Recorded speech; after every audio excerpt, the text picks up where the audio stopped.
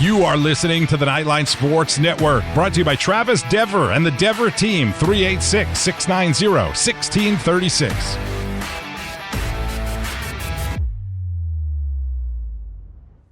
Welcome to the Take a Left at Albuquerque podcast with me, your host, Sam Albuquerque, exclusively on the Knightline Sports Network. Go ahead and follow me on Twitter at SamBAlbuquerque. Albuquerque, spelled like the city in New Mexico, ALBUQUERQUE.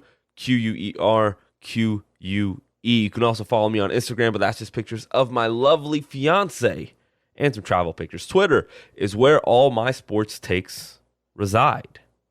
If you want to get in touch with the show, go ahead and send me an email at sam.b.albuquerque@gmail.com. Please rate, review, and subscribe to the show. 5 stars are always very much appreciated. Before we get to what's on today's show, I want to thank everybody. I got some positive feedback on the American Formula One Driver podcast, not only from my professors at Northwestern, but also from a few listeners. So I really appreciate that. Hopefully you guys enjoyed it. It was only a 3-episode miniseries. I will talk Formula One moving forward. I had that in my archive. It was just sitting there, not doing anything. So I'm sorry, my phone fell. So I figured I would put it out here for the people to enjoy, and I hope that you did enjoy it. It was definitely fun to produce. It was a lot of work to produce.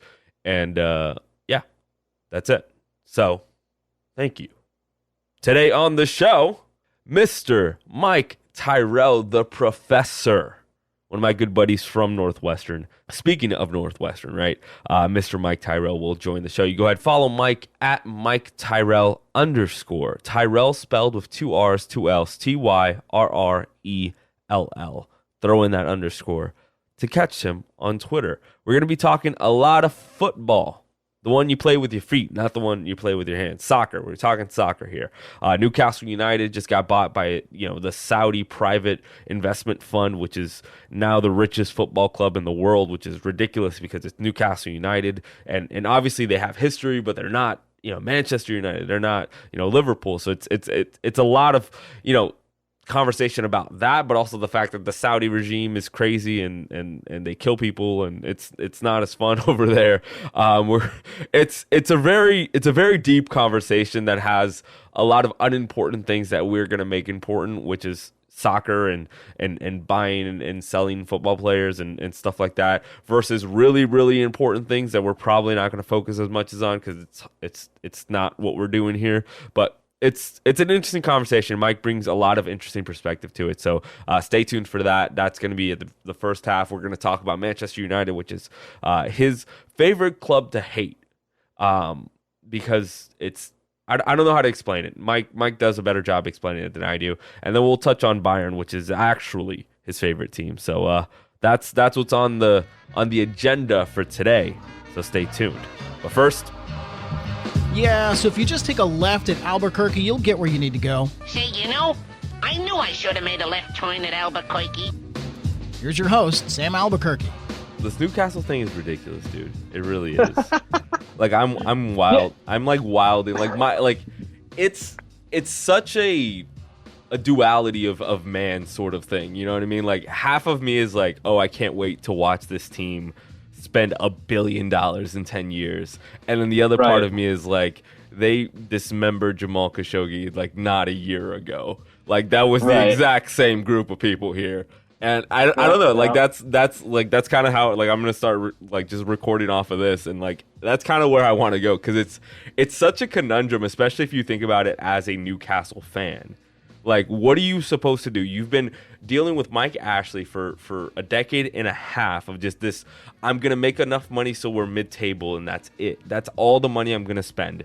And now you're getting, what is it, 10 times, 12 times the amount of money that the owners of Manchester City and PSG have, that you have available to buy football players and build this team and redo St. James Park, which I will never call a Sports Direct Park, to build your academy and really kind of go back to the glory days of Alan Shearer and not Santiago Munez, but that sort of level of team. And it's like, I don't know, like you tell me, what do you think about that? Like, what do you think if you're a Newcastle fan? What is your thought process about dealing with, like, obviously the human rights atrocities that, bin Salman's regime has done in Saudi Arabia, with the fact that your football team is going to be phenomenal. Like, it's I don't know how to explain it, because I feel bad, but also, like, I don't know. Yeah, I mean, I'm with you in the sense that I think I think if you recognize what the problem is, and you recognize that this ownership, and even though they're saying that, it's the Public Investment Fund, the PIF, I believe is what it's called, even though even though everyone's saying that, it's not technically run by the leader, MBS, yes, MBS, right, Mohammed bin Salman, even though even though they say he's not running the team, the investment fund, he's not owning the team, he really is. And if you can, I don't know, because it's not their job, it's not Newcastle fans' job to just give up on their club just because this happens. Like, if you recognize that your ownership has some issues, and that they are gross violators of human rights, and that they run a repressive, authoritarian regime, but also the fact that what are you going to not root for the team anymore? I think it's a really tough thing because you're right. Mike Ashley was there for 15 years, and they did very, very little. They got relegated twice. They were very poor, terrible football. He isolated club legends. He isolated and alienated Alan Shearer. He isolated and alienated Kevin Keegan. He was not very friendly to the fans. Like you said, the whole St. James thing. He was not very friendly to the press. And why should Newcastle fans, now they don't have it the worst in the world. Think of like Bury fans who don't even have a club anymore. And other clubs that have just, you look at Derby County right now, which is going to potentially go into administration too. They may already are. They're not the worst thing in the world, but they should be able, they've won a trophy since I think 1955. I mean, you should should have something special. And when you see Chelsea, and when you see Manchester City, a club that was in the third division in like 2000, when you see these clubs getting boosted by foreign oligarchs, and, Manchester City, Abu Dhabi, United Arab Emirates, similar situation as Newcastle, why can't Newcastle fans have that experience too? So it's like, you got to play both sides. You got to recognize that there are a lot of flaws, maybe don't dress up as Mohammed bin Salman, like I saw some Newcastle fans doing. Do not promote the Saudi regime, but also I think you can be excited because this is what football is now. This is what clubs do. Qatar owns PSG. United Arab Emirates owns Manchester City. Parts of Russia owns Chelsea essentially. I think you should be allowed to celebrate to an extent, but also recognize that there's something terribly wrong with football. But why should Newcastle sit behind and not let this happen when everyone else is doing it too? It's very conflicting.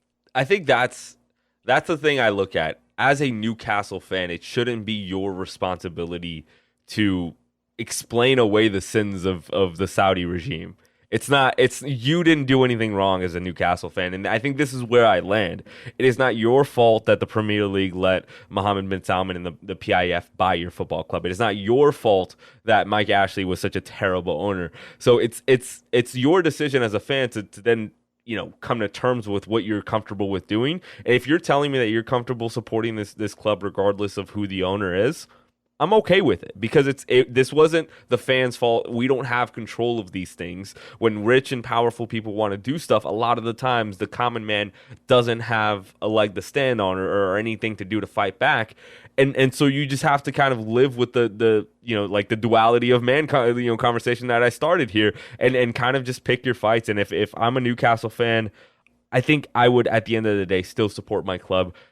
Even though I think you have to have that conversation with yourself, understand what's happening here, and just be okay with it. Because I think that at the end of the day, that's all you have to do, is that you need to understand what is happening, and so that you're not ignorant to the atrocities that happen, but also understanding that it's not your fault. Root for your team, and that's sort of where I land with it.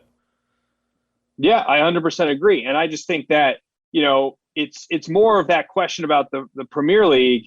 The fact that this investment fund was able to pass the fit and proper persons test that the league has for ownership, where it's kind of like, look, it doesn't take that hard to analyze the fact that clearly MBS is controlling this fund. Clearly, this is run by Saudi Arabia. And you just look at the fact that I looked at Reporters Without Borders, okay, a website that analyzes different countries and how they treat the press. According to the website, Saudi Arabia permits no independent media. The authorities keep Saudi journalists under close surveillance.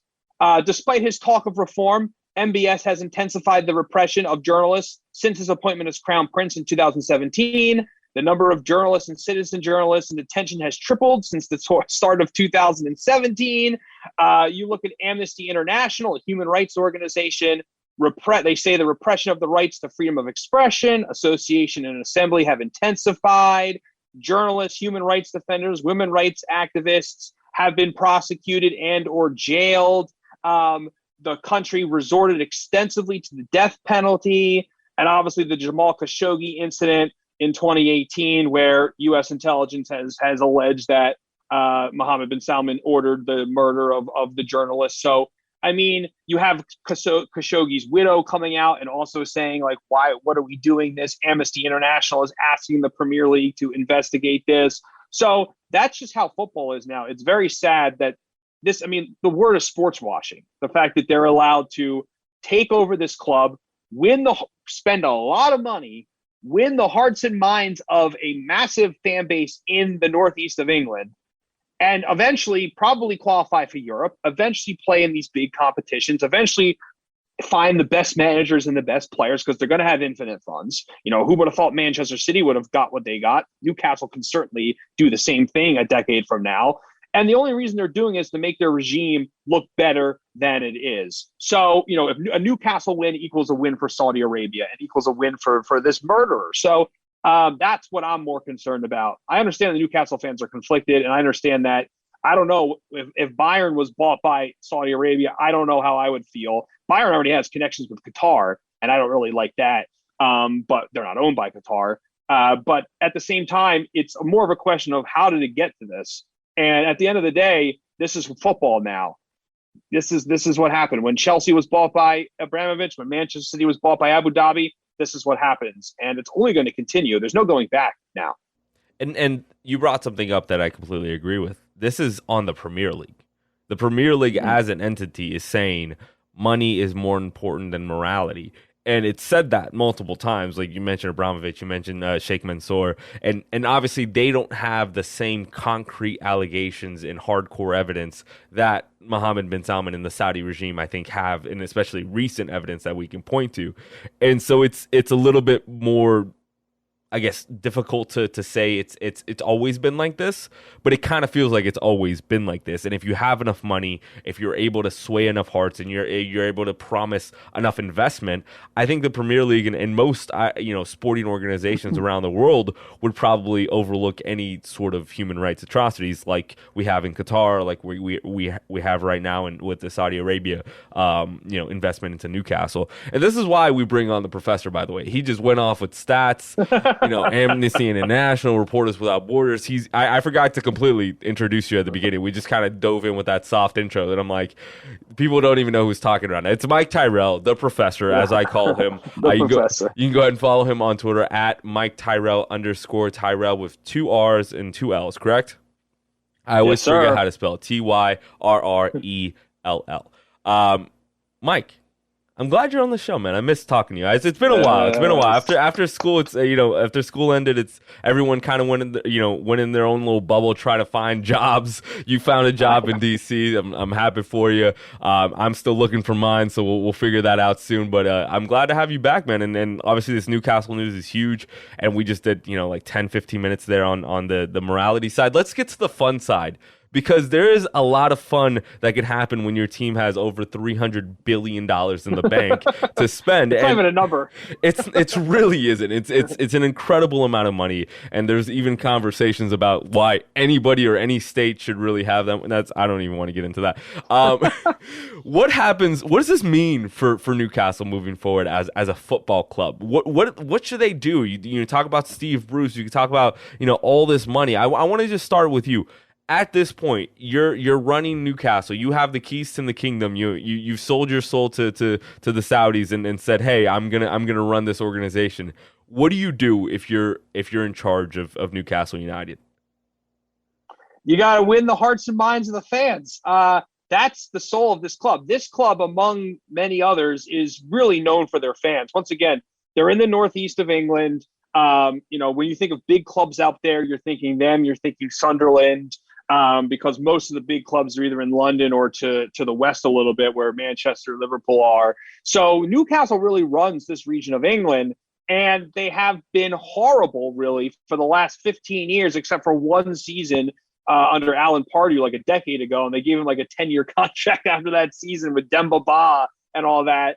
But when they got to the Europa League, but this team is run by the supporters, and the supporters were agitated and angry for the last 10 years. The goal is to make them like you again. Now, obviously, with $300 billion, they're going to instantly like you, but you need to start to kind of bring this PR campaign. You need to start to make the fans believe again. Mike Ashley did not get along with the fans. Mike Ashley tried to rename the stadium. He did rename the stadium, and they're going to eventually get rid of that. Although I think the contract means Sports Direct Park has to stay up there for a little bit. You need to really get the community on board here with this club. And right now, Saudi Arabia, the MBS, he owns like 80% of the team. The other 20% is owned by various other people. I think 10% is owned by a English businesswoman, Amanda Stavely, who has become kind of like the figurehead of everything. Who knows how long she's going to stay there, but she has that English national, identity to the team. She's already going to the training ground. They need to fix the training ground. It's a terrible place. It apparently is not really nice. They need to improve their academy, which is not very good. Their rival Sunderland have an amazing academy, even though they're in League One.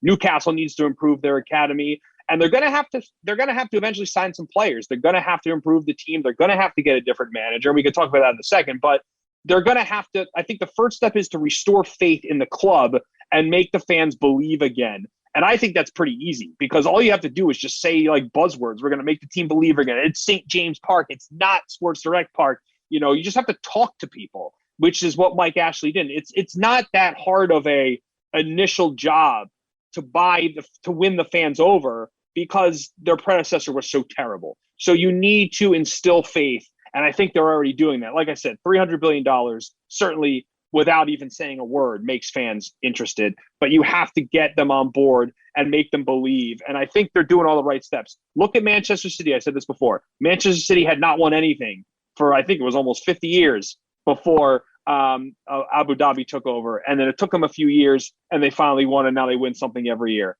Newcastle will win trophies. It's just inevitable. When you have that much money, you're going to win trophies. But the first step is to restore faith, and everything else after that.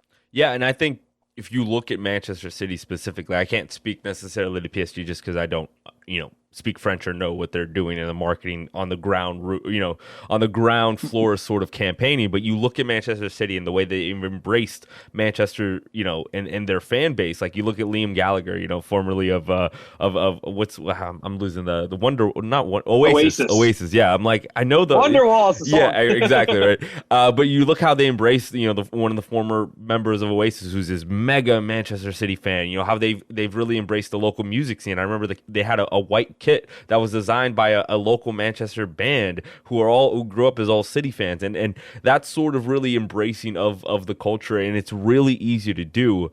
But that's not something that $300 billion does. That's something that you allow yourself as a club to do. Like you look at Stan Kroenke, obviously doesn't have that much money. He has like 10 billion, something modest like that. But he stood behind his money. He stands behind these figureheads he places into the club. You talk about his son Josh Kroenke, who's been the more visible face of the Kroenkes at Arsenal. But Edu and Arteta, and it used to be Wenger.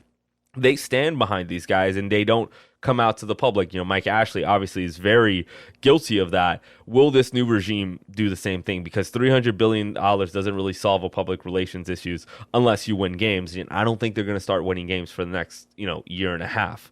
So I would say it's a conservative decision, or not conservative decision. It's a decision you have to make to win over the fan base. And if that's something they don't do, I think that's an early mistake. And I think you're completely right. And it's a step that's easy to take. Bring back Alan Shearer. It's as simple as that. Just bring him back. Have him, at a luncheon. Pay him $10 million to just go to luncheons, 5 times a year with fans and supporters, because that'll ease over tensions real quick. When Alan Shearer's taking pictures with 100,000 fans a year, like no one's gonna say anything bad about a regime if they're as long as they're spending the money and investing in the club and also doing this sort of public relations bit that needs to be done. But you mentioned Steve Bruce. Let's shift over to Steve Bruce. He's in an unfortunate situation where he's probably going to get sacked. There's reports right now that I think The Athletic put out earlier today that they're not going to sack Steve Bruce until they are 100% convinced of a manager. That to me just tells me that they're eventually 100% going to sack Steve Bruce, which is unfortunate. I'm not saying he deserves a top tier job, but he deserves at least the rest of this year for this team, because he hasn't done a good enough job this season, but he's done what he could with what Mike Ashley has given him.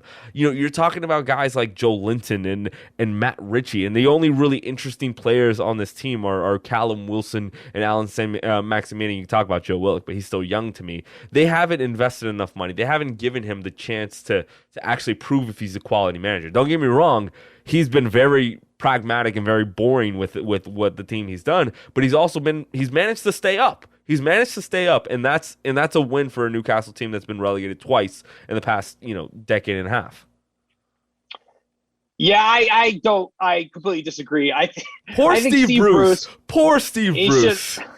I think it's hilarious that you pick these random people like you're like a Steve Bruce apologist. No, don't get me wrong. David Moyes. All right. I've come around on David Moyes, by the way. We'll talk about that some other time. It's not that I'm a Steve Bruce apologist. I'm not here saying that I love the guy and I wish he takes over Arsenal. I just feel bad because he seems like a nice dude, and I feel like he's gonna get his short end of the stick here when there's this huge investment and he's never gonna get a chance to see it, and it's sad. I feel bad for the guy. He seems nice. Well, you know what? That's football. It is what it is. Steve Bruce, first of all, he's been managing for a very long time, and he should have never been the Newcastle manager to begin with. I understand that he's a Newcastle supporter. I understand that he's from the region. I understand this is boyhood club, all that stuff like that. Even though he managed Sunderland before, which in itself is ridiculous. The fact that he managed their arch rivals and he was allowed to take over the team, because Mike Ashley just doesn't really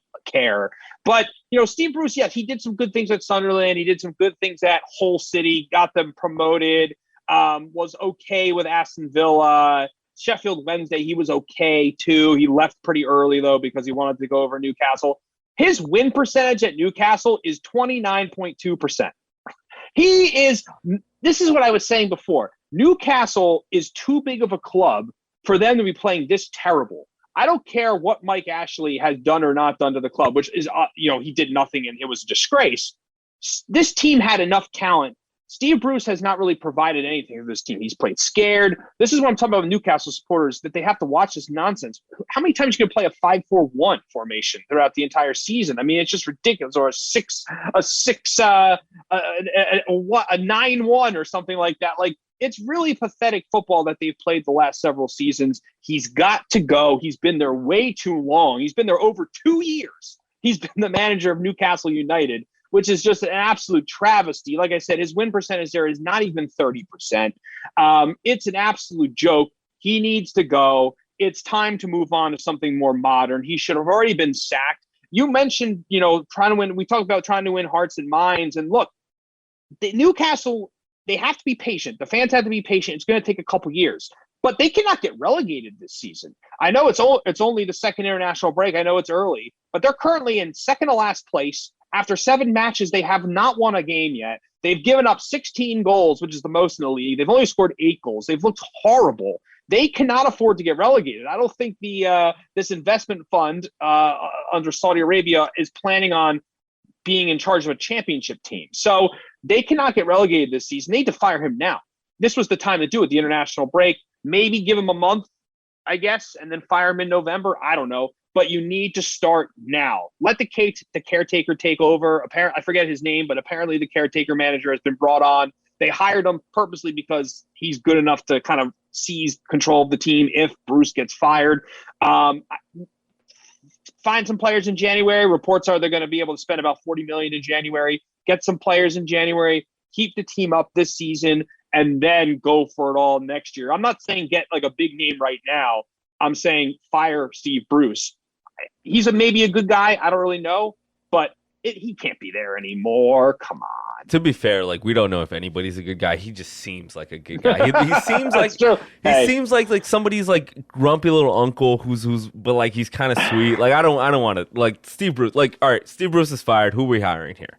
Like who's the new manager you would appoint right away? If you had the chance to appoint anybody who's either available right now or someone that would leave, a rather lower level job to take over Newcastle, I have one name in mind.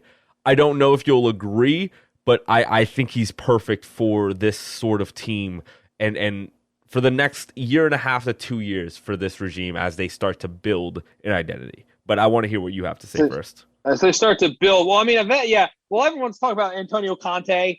Like that's not going to happen because he's this team is not going to be good for a couple seasons. Like Manchester City didn't start winning things right away. It took them like 3 years. It's going to take Newcastle some time. Maybe Antonio Conte in like a couple years from now.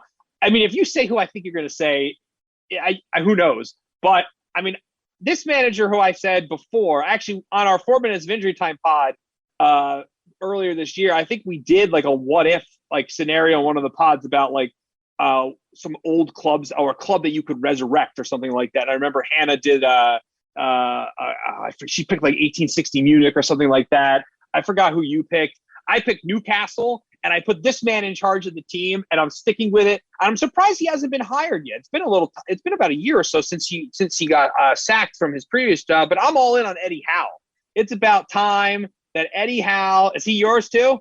Yes, I love it. Yes. You know how much I love Eddie Howe. We've talked about this. I love managers, especially managers of small teams who don't have a huge budget, who insist on playing pretty football. And that's what Eddie Howe did for a very long time in Bournemouth.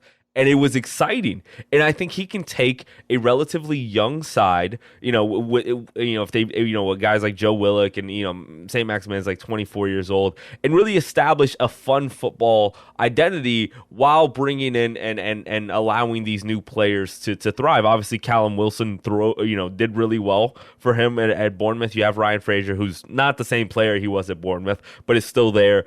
I think Eddie Howe would make a ton of sense here, dude. I really do.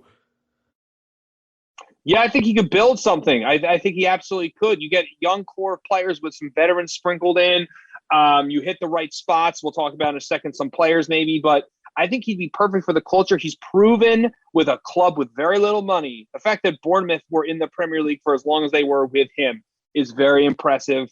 You always have that fear if someone that with a small club can he take on a big club where the expectation is going to be really high, but I think he would be a really cool moment. I don't like the whole nationalism thing, and I think Newcastle fans probably want like a foreign manager. But I just think an English man. This club identifies very much as England.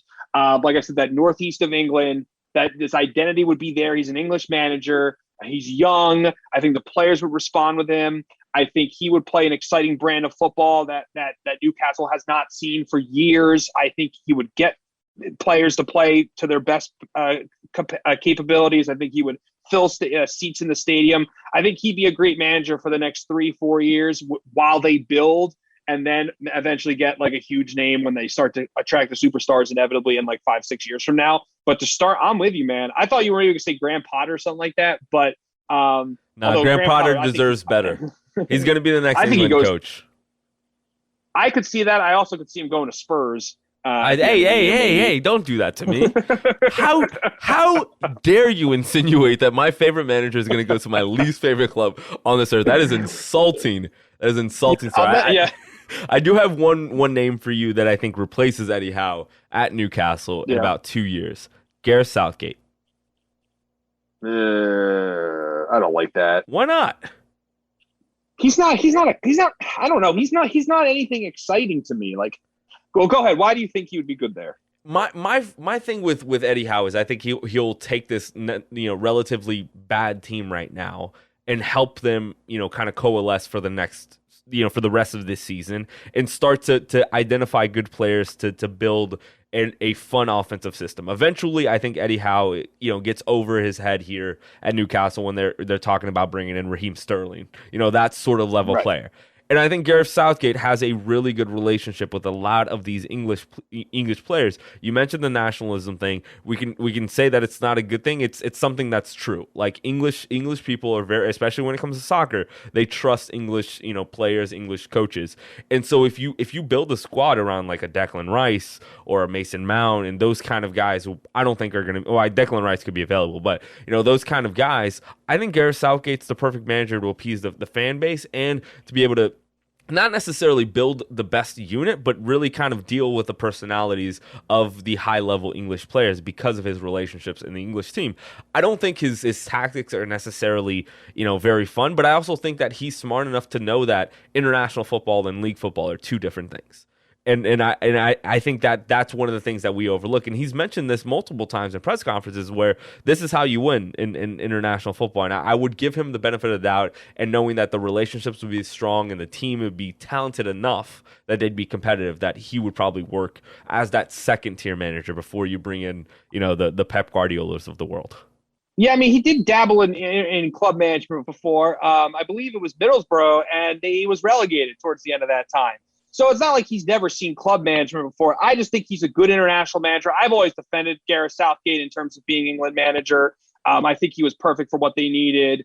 International management is not really about tactics. It's more about feeling good, getting your players to all coalesce together, playing to the media, trying to make a team work. And when it worked out for Gareth Southgate because the nation was completely their football was terrible after Roy Hodgson left, and there was a lot of negativity. He brought it all back together, but I don't think he's a very good club manager. Maybe Gareth Southgate would be good now, even to maybe restore the team at this point. But I think if we're looking like 5-6 years from now, there are managers so much better than Gareth Southgate to take over this club. And I think that's where you would then go for Antonio Conte, or you would go for a Zinedine Zidane or something like that in like 6-7 years from now. But you need big players to do that, and that's going to take some time. Also, another argument that I've heard before, unrelated, but this idea that, Newcastle's nothing special. Like, no one's going to want to go to Newcastle. Like, the weather's not going to be great. It's not London. There's not going to be a lot to do. It's not Barcelona. It's not Madrid. It's not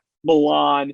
Well, if they're paying you a lot of money, who cares? And if you're living in a beautiful mansion, who cares? It's easy to, Brexit and all that stuff, but you can travel in between, between all these nations. It's not like you're stuck in Newcastle. You'll have teammates that are going to be making a lot of money. If you're on a really good team, it's not like Manchester's anything special.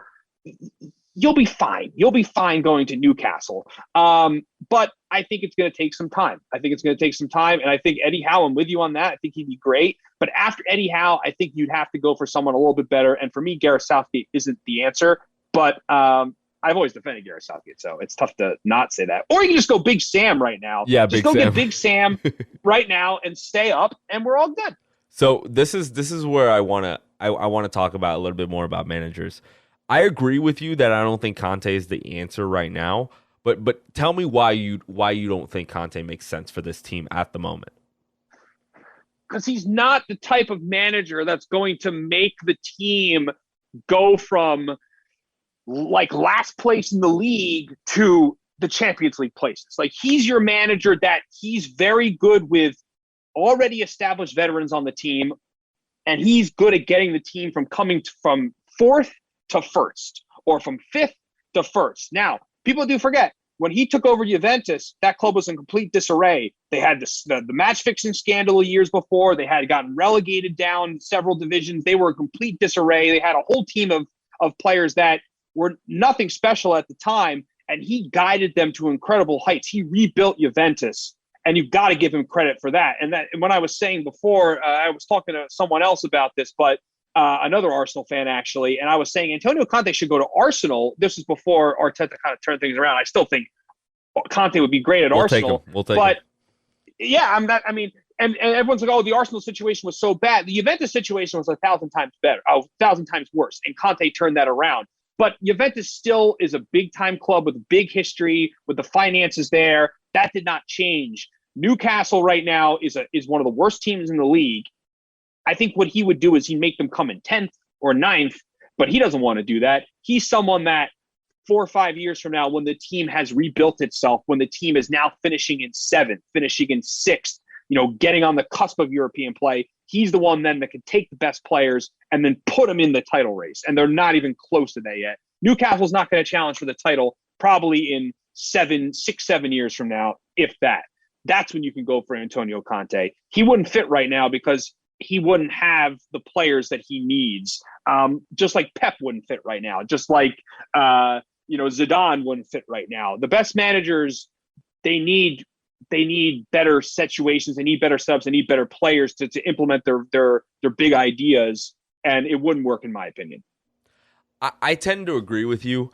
My only thought process as to why Conte would want this job right now is that he can get I think this team specifically is built in a defensive-minded version of what his scheme has always been. He's always been a 3 in the back, wing back type of coach. You look at his Chelsea sides with Marcos Alonso and Victor Moses playing right wing back and left wing back, and it was a lot more exciting and it was a lot more attacking, and you can almost see a really, really poor man's version of that with Jacob Murphy and Matt Ritchie as wingbacks for this Newcastle side. So I think that there's a way to start upgrading and at least establishing an identity and a system with this team, and that if he's promised the funds and he's promised the ability to go out there and spend as much money as he wants and buy the players that he wants, that he would be willing to take that first year, the first lumps in that first year and really kind of understand that it's not about winning right away. It's about building a successful, team. And I think that's attractive to a guy like Conte, who's complained a lot in the past about lack of investment, especially in his Inter stint. So if you're telling him, hey, you're going to have 150 million pounds every year for the next 5 years under your contract to spend whatever you want on whoever you want, I feel like that's attractive for a guy like that to say, like, okay, I get to build this the way I want. I understand it's not going to be good for the first year and a half, but after that, I think I can deliver, what I've always delivered, which is, winning the domestic title. And he did that with Inter. He did it with Juve. He did it with Chelsea. And I think he could. I wouldn't go down that path. I think, like you said, I would take him on later on in this project. But it's something that if they went in that direction, I'd understand. And I'd understand why he'd take the job.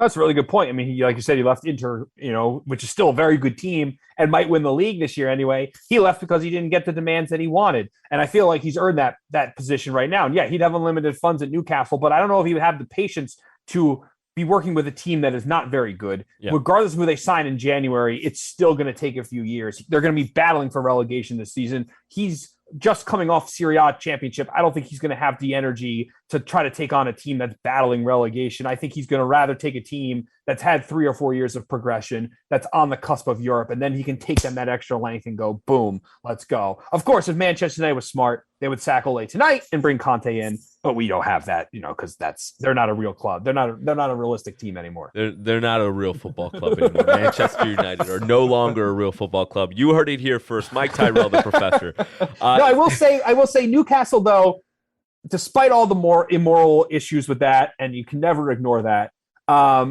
it will be very fascinating to see how this comes in the years. Who they spend money on. I mean, are they gonna sign Philip Coutinho? Is that destined to happen? So it will be very interesting. He would be the second best player on that team. That's true. After St. Maximin. I love that dude. Yeah. That dude. There's a Instagram account that I follow that does these really hilarious captions about all the stuff that's happening in the Premier League, and they donned him the Gucci Gahincha. Which I think is just perfect. It's just perfect for him because he is great. He's like the fastest human being I've ever seen, besides like Usain Bolt. So. He's just so much fun to watch. But anyway, let's take a break and stop talking about the managers here for a second and start talking about building this team. But before we get to that, let's go to a quick commercial break here, and we'll be back with Mike Tyrrell here on the Take a Left at Albuquerque podcast, discussing all things Newcastle United. And then we'll touch on Man U, and we'll touch on a bunch of other stuff. Just stay tuned. Quick commercial break. We'll be back.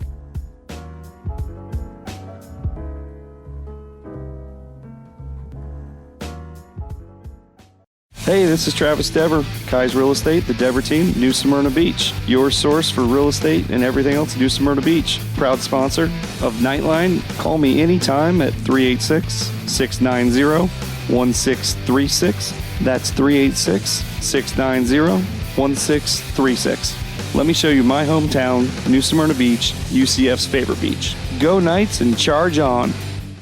An auto accident can change your life forever. At Chad Barr Law, we are raising the bar on what to expect from your personal injury attorney. Hi, I'm Chad Barr, and I want you to know that our entire team is dedicated to providing you with the representation you deserve in your greatest time of need. If you or a loved one have been injured in an auto accident, call 407-599-9036 for a free consultation or visit chadbarlaw.com. At Chad Barr Law, our clients come to us in need and leave as family. Offices, Altamont Springs.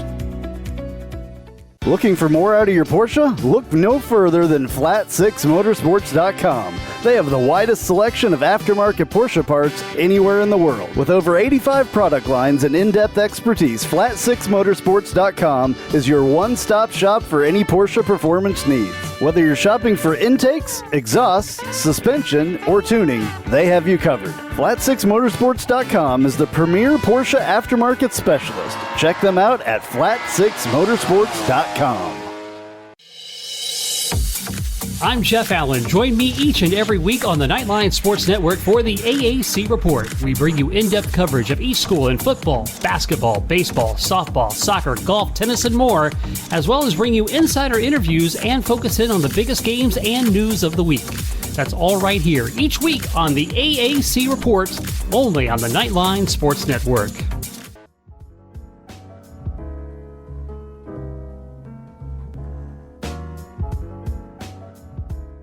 So yeah, like I said, let's touch on building out this Newcastle United team with all this money, and let's start in January, right? I think what's realistic in January is about 3 signings, and you mentioned the $40 million number, and I think that's probably realistic. They're not going to go out there and break the transfer record in January, mainly because I don't think that's how you build a team that's going to stay up. And I think financial fair play comes into play here, and I don't think they'll be able to spend that much money. I think it's something around 40, maybe $50 million. Maybe 50, yeah. Yeah. Who do you think those those players are? I think 3 is the number, and I have 3 in mind. Who and how many do you think is right for this team? Ooh. Yeah, I mean, I did have trouble with this because I may have picked some people that I think maybe down in the road would be options for them. But I think when you look at this team, they need a center back. They have Lascelles, who's very good, but they need someone else to accompany him. I've heard James Tarkowski could be an option, center back at Burnley. I think his contract is winding down soon, so I think he would be a very good option for the short term, maybe even for the long term. I mean, look, I don't know I think his market value is 50 million. The next person I'm going to mention, so he probably wouldn't be enough for January. But is someone going to sign Koulibaly one day? Is he just going to be at Napoli till the end of all days? And Napoli, hey, they might win Serie A this year, but the man's 30 now. He's been linked by every club ever. I think he'd be a decent signing for Newcastle. But I think I would sign Tarkowski just because he knows the Premier League. He knows how to win these types of games. I think he would. You need a team that's going to have some flair, but you also need a team that's going to be strong at the back. Newcastle is not very good defensively. They've given up, like I said, the most goals in the league, tied with Norwich, who is just going to go right back down and probably come back up after that. But Tarkowski, I would go after. I'm not sure how much you could sign him at. His market value as we speak right now, he's 27 million. Tarkowski's market value. So, I mean, are you willing to spend more than half on a central defender? I would think so. I also think they need a goalkeeper. I mean, can you hang in there with Dubravka long enough? I guess. But, I'm not a big fan of his. He's been there a little bit. I think there is one guy who's still lurking right now, and that's Andre Onana. I don't know how expensive he's going to be either. The Ajax goalkeeper who was suspended last year for doping, and that was a whole controversial thing. He was given a 12-month ban, and then he got reduced to 9. He's a very good goalkeeper. I think Arsenal was into him earlier on. I would sign him too. Once again, will this happen in January? I don't know. These are later options, perhaps down the road. I also think they need a midfielder, which would be nice. If someone don't, I've heard Donny van de Beek, which I think would be an amazing signing if they could get him. because he doesn't play at Manchester United. No. This was a guy who was one of the best players. Everyone talks about that Ajax team 2 years ago who had, yes, you had De Ligt. Yes, you had De Jong. Yes, you had Tadic, who was incredible, still on the team. And yes, you had David Neres. David Neres, yes. And yes, you had Ziyech. Yeah. Some great players. But Van de Beek was a huge part of that team. He was linked with Real Madrid for like 2 years in a row. That Real Madrid was linked to him for 2 years. Exactly. I think Barcelona was too. And he goes to Manchester United, and we all know what's happened there. That's another issue of Ole, but also I'm not going to entirely blame that on him because it's like a weird situation. They don't, but regardless of that, I think Van der Beek should go. And I think Newcastle would be a great place for him to go. But once again, I think his market value comes down because he hasn't played in like a year and a half. I also think they need a striker. And I know that Callum Wilson, I think he's hurt right now. So they need someone to back him up. I mean, Lacazette at some point, maybe? I don't know. I have like of the Arsenal players I have a love-hate relationship with, I think Lacazette is number one on that list. I don't understand him as a player. And I'm just not willing to go down this road right now. Like, I'm just going to let Mikel Arteta make that decision. Clearly, we've been playing without him and with Aubameyang as the 9. And I'm not going to analyze this because it's too much work and it's confusing. I'm not going to look into it. But Lacazette would make sense for them. I have 3 in mind, and you hit on one of them. I think James Tarkowski makes a ton of sense. He's 28 years old. He's in the prime of his career. He's been at a Burnley side that has been just completely like plateaued for the past 4 years under Sean Dyche, and that's obviously not his fault. It's ownership not wanting to invest. But they played the same 11, I think, other than now that they brought in Maxwell Cornet from France into this side, who's actually looked like he's really good. But before he got there, the only shift in this entire 11 has been talking about either is Westwood going to start or is whatever his name is. I almost forget the other Brownhill, Josh Brownhill. Is it Westwood or Brownhill? Those are the only shifts because it's McNeil on the left, it's Gudmundsson on the right, it's Tarkowski and me in center back, and they shift around the center and the center mids every now and then, and that's the only thing that changes with this Burnley side. And I feel like Tarkowski is a good enough center back to be at a mid to higher level team in the Prem, and he has experience, he has some leadership. And he addresses a very clear need for this Newcastle side, and I think he's affordable. I think you can get him for 25 mil, and I think that's realistic for January, especially because his contract is expiring at the end of this year, and I don't think Burnley wants to let him go for nothing. The other guy I have is Frank Cassie, who again is about to lose or is about to end his contract with AC Milan. I think it ends at the end of the season, and he does the dirty work. He's a certified ball winner. Only 24, too. He has years to go, and he can be a stalwart center midfielder player for this team for more than just the next couple years to hold suffice. Like, he can actually be a part of this team moving forward, and I think he would be relatively cheap. And looking at this team right now, you play him next to Joe Willock with a 5-man defense. Like, Joe Willock can have a little bit more range, and Kessie can do the dirty work. I feel like that makes sense. And I think you need more attacking prowess. And obviously, Callum Wilson's hurt right now, and hopefully he gets back. Because I think him, Alan Saint-Maximin, and then if you add Jesse Lingard to that attacking 3, I think those 3 signings guarantee you not get relegated, and I think it starts to build this team in a relatively fun way, and helps bring leadership, helps bring experience. I think Jesse Lingard's the only player of those 3 that isn't a long term or at least more than 3 or 4 year signing. I think Tarkowski gives you 4 years. I think Cassie can get you 8 years. I think Lingard probably 2. But I think he helps you in the near future, and he isn't going to be that expensive. I think all 3 of those players can be signed for about 60 million in total, and that feels realistic in January. Yeah, I like that a lot. I like Kessie a lot. Once again, his contract situation. If I'm AC Milan, I would try to sign him. I mean, he's so important. He's a great penalty taker too. And I like the Lingard one just because you kind of feel like he can't be at United for much longer. Yeah. He's just he always trying to give him some playing time, but that's a tough situation because you've got a million other players on that team. So I like yours a lot.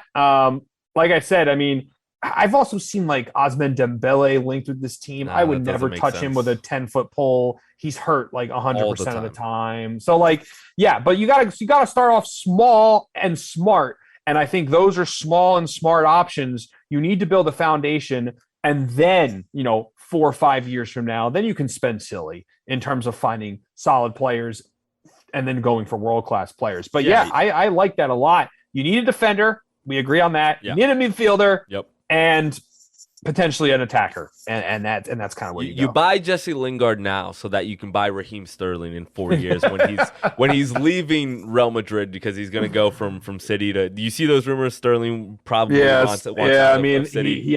So you're the team that gets ready to bring him back to England. I say anyway. So I want to take a longer view of this team. In 5 years, where are this Newcastle team? How good are they, in your opinion? They're in 5 years from now, they're probably the 6th or 5th best team in England, because they have all the money. It's inevitable. That's just how it is. Once again, Manchester City went from being a team that was relegated to the third division in the early 2000s to a club that's now the top in the world in terms of a lot of stuff. Haven't won the Champions League yet, but Manchester City is that model club. They're run very well. They have the best manager in the world, in my opinion. They have an amazing squad. If it can happen to them, it can happen to anyone. Newcastle will be probably the 5th best team, maybe the 4th best team in 4 or 5 years. It's going to be it's tough to break into that top 4 because you've got 4 incredible clubs. But who knows? Pep will leave soon. And even if Man City has money, maybe they'll take a step down. Manchester United, I think it really depends on what they do with manager and all that, but they'll always be up there because they have all this money. Chelsea will always be up there because they have all that money. Maybe Arsenal recaptures their glory eventually and goes back up there. Who knows? You look at a team like Liverpool. Klopp's going to leave soon. The team is getting older. Maybe they take a step back. So I think if we're looking at maybe 2025, 2026, I think Newcastle's kind of like where Manchester City were around that time, early in the stages, battling 5th, 4th place in the league. And then that's when you go and get the big name, and that's when you make that splash. Yeah, I think they're going to be right around where Leicester is right now. Yeah, I think when you're battling the top clubs, you may have not established yourself, even though you may have had some success as a top dog. You're right around that 4, 5, 6 range. And I think it really takes 7 to 10 years for them to become a City PSG type of juggernaut. And it's a combination. It's really easy to go from bad to good. It's really hard to go from good to great. And that, because when you're going from good to great, your money doesn't mean as much at that point because everyone's getting paid. And Pep Guardiola may be attracted to some money, but he's more attracted to success, control, autonomy, the ability to make the right decisions. And that is harder to buy. It's easy to buy good. I don't know if it's as, obviously I'm talking about a ridiculous amount of money, so maybe I'm just wrong. But this is how I've always felt. So I feel like 5 years they'll be right on the cusp of breaking in. 7 to 10 really going to come down to how good they are as a club in making these decisions. Are you hiring the correct managers? Are you hiring the correct scouts? Are you investing in the right places? Have you built your academy? Have you develop the strategy, even if it doesn't necessarily have to be a specific strategy. Like Chelsea and Manchester City have very different, academy strategies, right? Chelsea loans out everybody. Man City tries to give their young guys a chance and then usually sells them at a relatively young age to fund, moves like Jack Grealish. And so I want to know that your strategy is successful, whatever that is at the youth level. And I think 7 to 10 years they're up there. They probably win at least one title in the next decade. And they'll probably win a few cups or so before that. Once again, they haven't won anything since 1955. So they have to win something soon. And once again, it's in this era of football, it's almost impossible to mess this up. They have $300 billion. They're not going to spend that much money, but they have infinite funds, essentially. It's impossible to mess this up. So it's easy to make it take longer, though. It's impossible to mess it up, but they could make it take longer than 10 years. True. You need to put the right pieces in play. And that's the thing, MBS, not a good guy, human rights violations, all that stuff. But I'm sure he's a smart guy, and I'm sure he knows what he needs to do, and I'm sure this club and the ownership knows what they need to do. And like I said, win the hearts and minds. Sports washing. No one said it's good, but they're going to do it, and it's going to work. These fans will buy in. Yeah, I think 1.5 billion in 7 to 10 years, and this club wins a Premier League title. Yeah, I think that's fair. What about Manchester United? How are you feeling? What is the state of the club? How are you feeling about? What are your current feelings about this side? Let's shift over from the northwest of London or northeast of London and move to the northwest of London. Or what did I just say? I'm gonna edit that. The northwest of London. Yeah. Let's shift from the. Your heart's on Arsenal. I know, right? Let's shift over from the northeast of England to the northwest of England and talk about your Manchester United, your favorite club. Yes, I love this club so much. Look, man, there's no more excuses for this team. There's no more excuses. We said that at the end of last year when they lost to Villarreal in the Europa League. It's like a broken record here. This club, I mean, we could, I'm not going to talk about Ronaldo.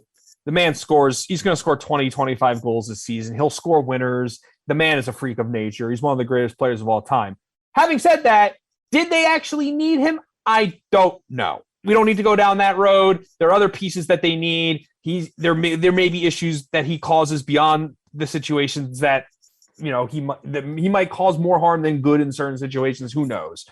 But this club, I don't care about the lack of a defensive midfielder. They have enough players. They signed Varane. They signed Ronaldo. They signed Sancho. They have Pogba. They have Lingard now. They have Martial. He's not really anything special anymore. They have Greenwood, who's really good. They have Maguire. De Gea looks like he's back to the way it is. They have an infinite attack on this team. They need to win something. You can't go for 5 years without winning a trophy. It's evident. It's clear. I don't need to explain myself anymore. The manager is not good enough to take them the step further. They have looked horrible the last month. They were lucky against Villarreal. They were fortunate to not lose other games along the way. They're just not, they don't have any tactics. When he goes out, yes, I know he's instilled faith and confidence and belief in the club again. He should have been replaced ages ago. I've said this before. When you go through periods of up and down, up and down, up and down, then obviously there's something wrong with the manager. Like if you're the manager of Manchester United and you continue to have, a month where we look great, a month when we suck, a month when we look great, a month when we suck, then clearly you're not a good manager. How many times in Pep's career has he had a month where he sucked? Or multiple months where he sucked? How many times has Klopp had like 3 or 4 months in a year where he sucked? No. The best managers do never have ups and downs like Ole does. I'll acknowledge he's done some good things there, which, once again, following the disaster of Mourinho at the end of his time, wasn't that hard, right? He's a United guy. He's close to Sir Alex. He's a club legend, yada, yada, yada. But the time has come to take it a step further. Clearly, he cannot. His tactics aren't, the only thing he can do, tell his players to go out there, express yourselves. Go ahead and play attacking football. Or he knows how to beat Manchester City because you just counterattack against them, and that's how you win. And that's why he beats Pep a lot. But in the end of the day, his tactics aren't good enough. He can't get the job done. He can't take the team further. And they need to go and get someone else. And you know what? At the end of the season, I don't think he gets fired mid-year unless they don't make it to the Champions League knockout stages. Maybe they win a trophy, maybe not. I don't think they win the league. You let him go, and you bring in Poach, who I think will probably not make it at the end of the year with PSG, and you go and get him. I almost get exhausted thinking about it because it's so clear. It's so clear, but United fans are delusional. The thing is, you've said this for a very long time, and you've been right about it for a very long time. And as you run your hands through your hair, just completely just flabbergasted that we're still talking about this. 2 years later? Yeah. It's and that's really it with Manchester United. And now there really isn't an excuse. Before you could say this team isn't good enough. He doesn't have the players. It's like he has more than enough.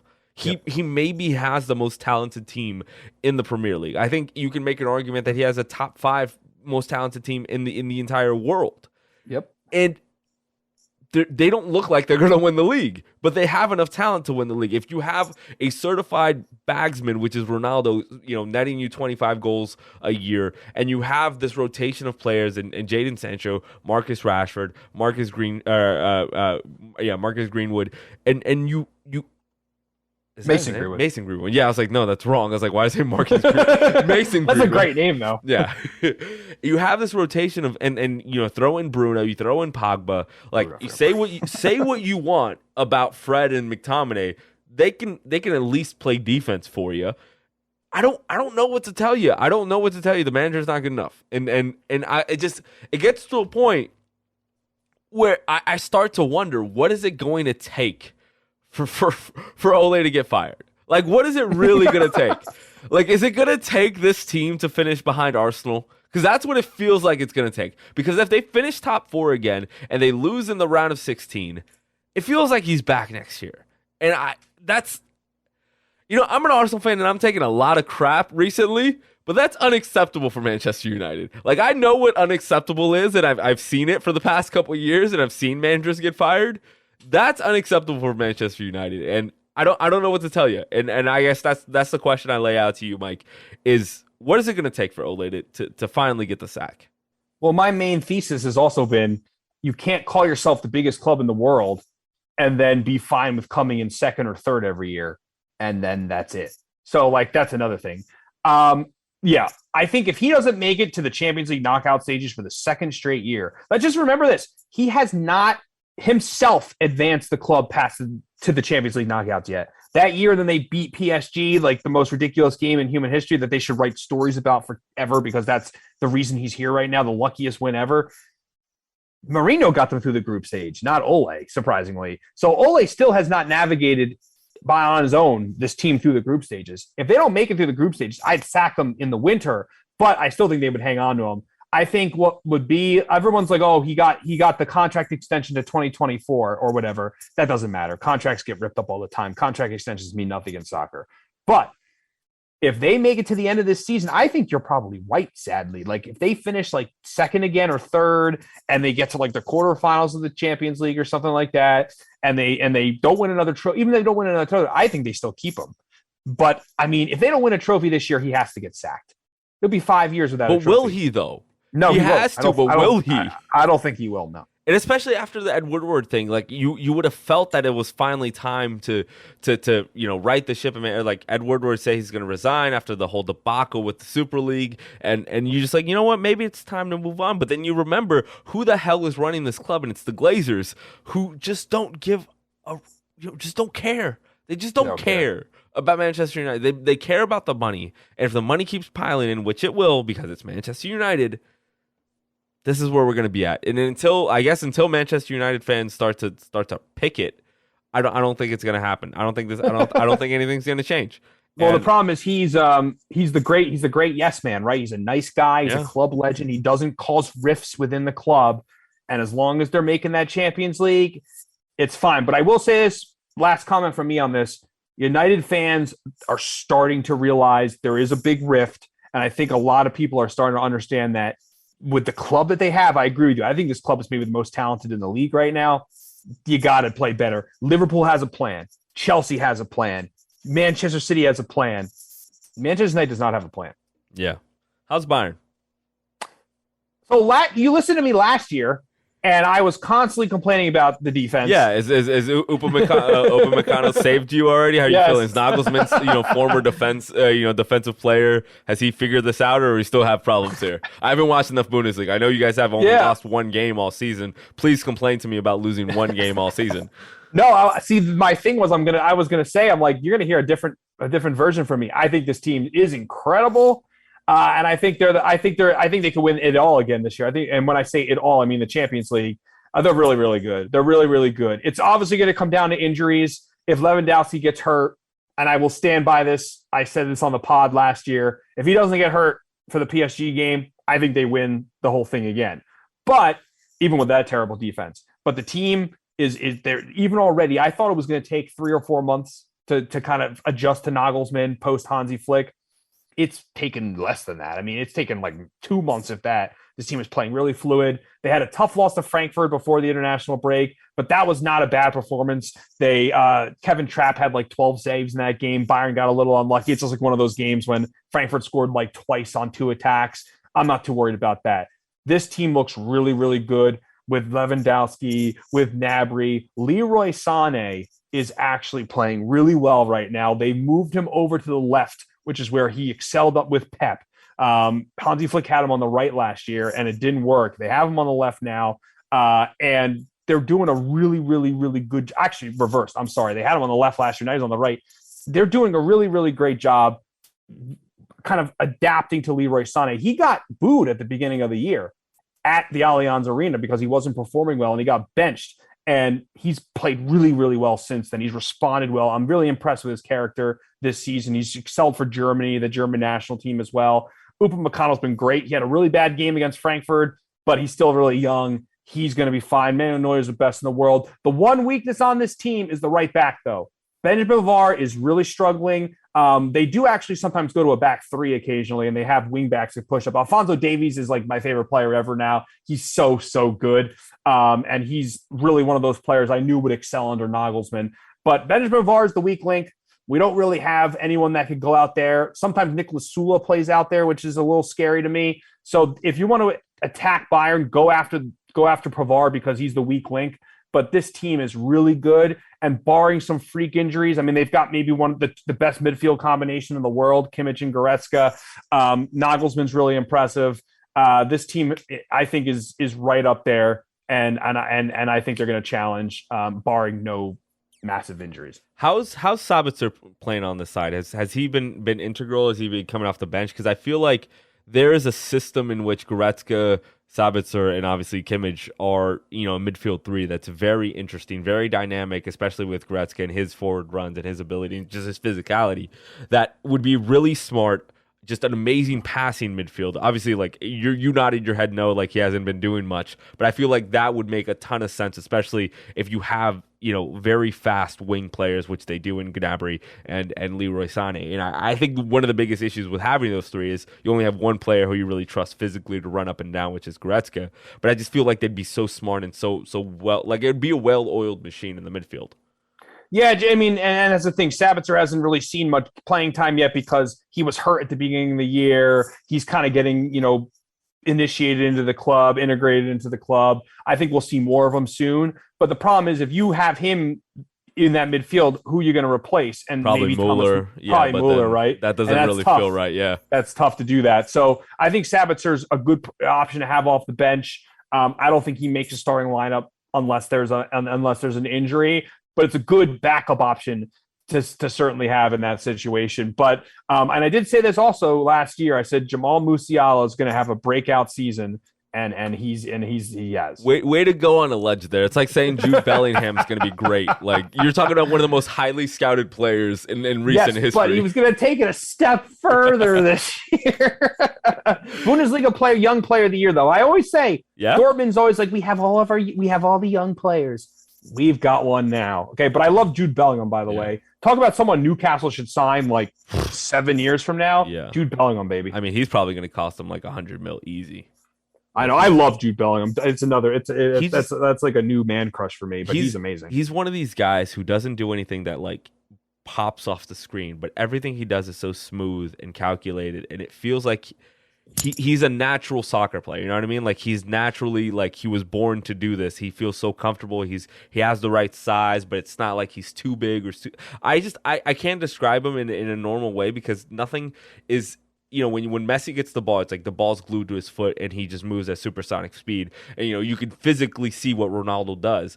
Jude is just smooth as hell, and that's all that I can really say about him. That pops off the screen, but even that doesn't feel like it's apparent if you're not watching him directly every single time. And it takes a second to notice how good he actually is, but he's really impressive. And the thing is, the fact that he's 18 and he plays this smart is insane. Oh, he's so mature. Yeah. He's 18. It's going to be another 10 years before he's like in the prime of his career.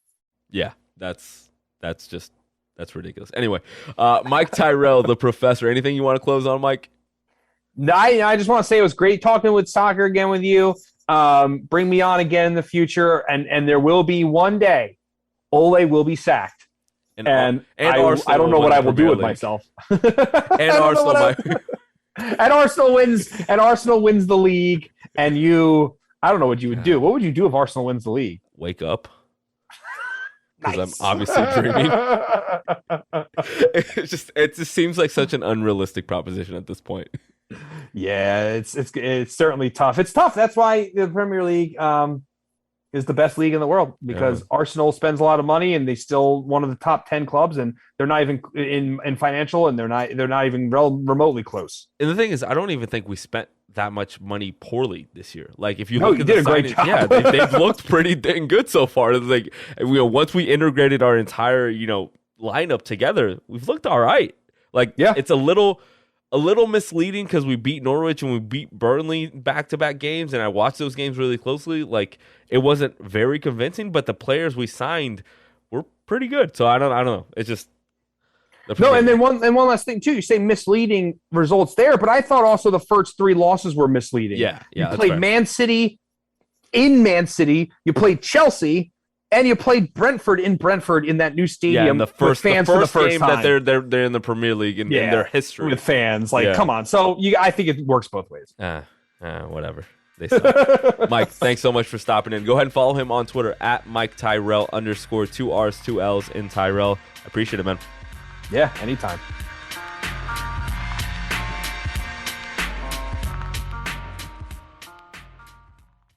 If you haven't figured it out yet, I love Tijuana Flats. I would love them even if they weren't a partner with us on the Knightline Sports Network. They have all kinds of great Tex-Mex food, and it's fresh, by the way. Made to order burritos, tacos, enchiladas, chimichangas, quesadillas, bowls, nachos, and taco salads. And if you haven't tried the queso, you are completely missing out. It is the best queso that I've ever had in my life. Absolutely hands down. And the sauce bar that they have, everything from wild to mild in there. Absolutely awesome stuff. Not only do I love the food at Tijuana Flats, but I love the company, a UCF-born company. And they give back to the community with the Justin Queso Foundation. So head to your local Tijuana Flats. Tex-Mex for everyone.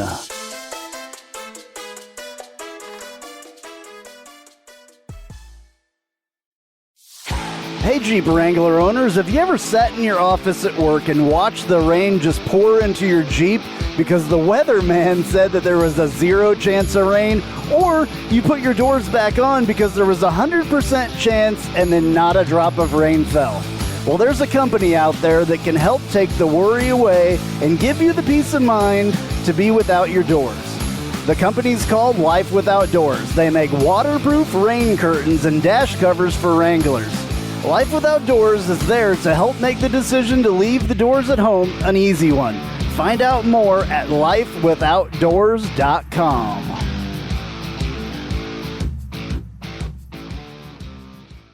Spice up your company with homemade marketing services from Tasty Gravy Creative. Tasty Gravy serves up a menu of budget-friendly marketing, graphic design, and public relations services customized to your specific goals. Co-owned by a UCF graduate, Tasty Gravy can help refresh your brand, strengthen your online presence, or reinforce your company's message. Contact Tasty Gravy for help with your website, social media, marketing, advertising materials, and more. Visit tastygravy.com.